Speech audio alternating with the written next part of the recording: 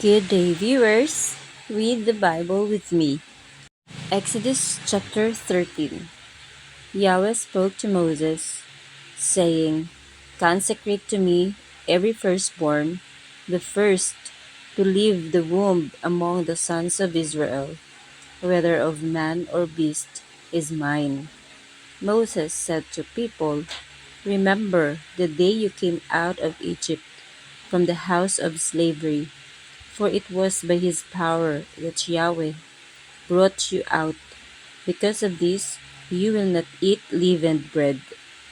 The day you left was in the month of Abib, when Yahweh brings you to the land of the Canaanites, the Hittites, the Amorites, the Hivites, and the Jebusites, a land flowing with milk and honey, which he swore to your father to give you.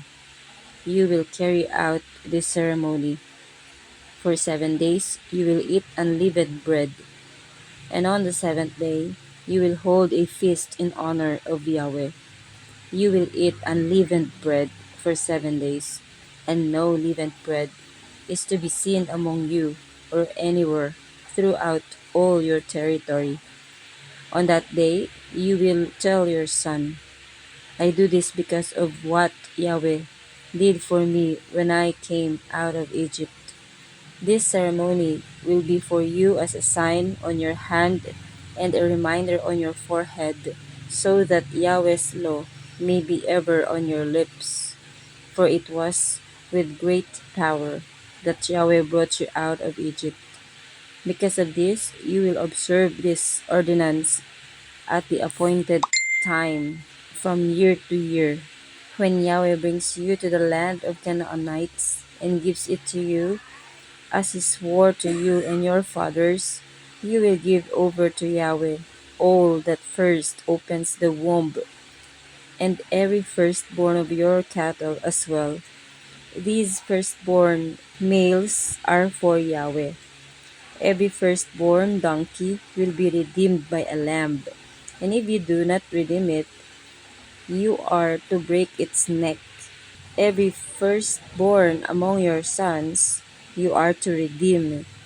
When in the future your son questions you as to what it means, you will say, Yahweh, by his power, brought us out of Egypt from the house of slavery. As Pharaoh stubbornly refused to let us go, Yahweh slew every firstborn in Egypt, of man and beast. That is why I sacrifice to Yahweh all the males of my cattle that first opened the womb, but the firstborn of my sons I redeem. It will be as a sign on your hand and a charm between your eyes, reminding you that the power of Yahweh brought us out of Egypt. The departure. It happened that when Pharaoh sent the people away, God did not lead them through the land of the Philistines, although it was nearer, for God thought that the people might lose heart if they were faced with the prospect of a battle and would return to Egypt.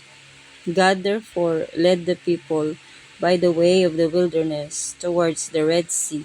So the Israelites left Egypt in an orderly manner. Moses took with him the bones of Joseph, for he had made the sons of Israel swear, saying, God will surely remember you, and then you will carry my bones with you away from here. They moved on from Sukkoth and encamped at Etham, bordering the wilderness.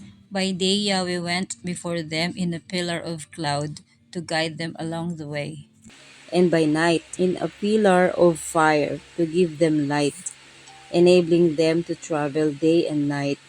Neither the cloud by day nor the fire by night disappeared from the sight of the people. Exodus chapter 14. The Egyptians pursued the Israelites. Then Yahweh said to Moses, Tell the people of Israel to turn back and encamp in front of Pihahiroth, between Migdol and the sea, facing Baal Zephon. You will encamp opposite this place and near the sea. So Pharaoh will think that the people of Israel have lost their way, and the wilderness has closed in on them. Then I will make Pharaoh's heart stubborn so that he will pursue you, and I will draw glory for myself at the cost of Pharaoh and his army. And the Egyptians shall know that I am Yahweh. And the Israelites did as they had been instructed, crossing of the Red Sea. The king of Egypt was told that the people had fled. Then Pharaoh and his ministers changed their minds with regard to the people. What have we done? They said, in allowing Israel to go and be free of our service. Pharaoh prepared his chariot and took his army with him. There were 600 of his best chariots. Indeed, he took all the Egyptian chariots, then won with his warriors. Yahweh had hardened the mind of Pharaoh, king of Egypt, who set out in pursuit of the Israelites as they marched forth triumphantly. The Egyptians, all the chariots and horses of Pharaoh, his horsemen, and his army, gave chase and caught up with them when they had encamped by the sea near Philhahiroth, facing Baal-zephon. The Israelites saw the Egyptians marching after them. Pharaoh was drawing near. They were terrified and cried out to Yahweh. Then they said to Moses, were there no tombs in Egypt? Why have you brought us to the desert to die? What have you done by bringing us out of Egypt? Isn't this what we said when we were in Egypt? Let us work for the Egyptians. Far better serve Egypt than to die in the desert. Moses said to the people, have no fear. Stay where you are and see the work of Yahweh will do to save you today. The Egyptians whom you see today, you will never see again. Yahweh will fight for you, and all you have to do is to keep still. Yahweh said to Moses, why do you cry to me? Tell the people of Israel to go forward. You will raise your staff and stretch your hand over the sea and divide it to let the Israelites go dry foot through the sea. I will so harden the minds of the Egyptians that they will follow you, and I will have glory at the expense of Pharaoh, his army, his chariots, and horsemen.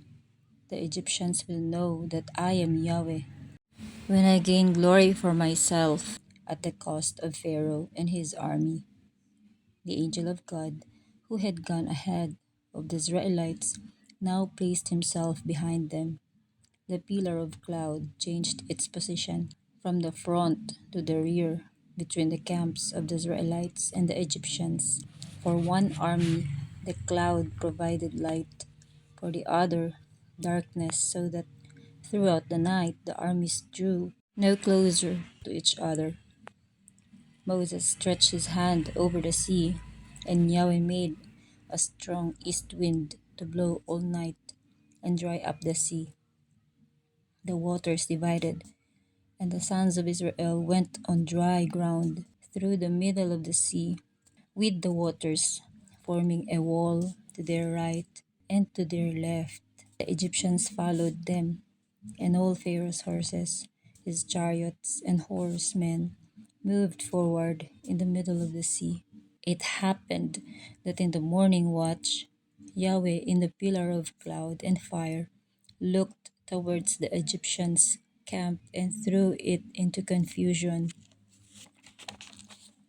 He so clogged their chariot wheels that they could hardly move. Then the Egyptians said, let us flee from the Israelites, for Yahweh is fighting for them against Egypt. Then Yahweh said to Moses, stretch your hand over the sea, and let the water come back over the Egyptians, over their chariots and horsemen. Moses stretched out his hand over the sea.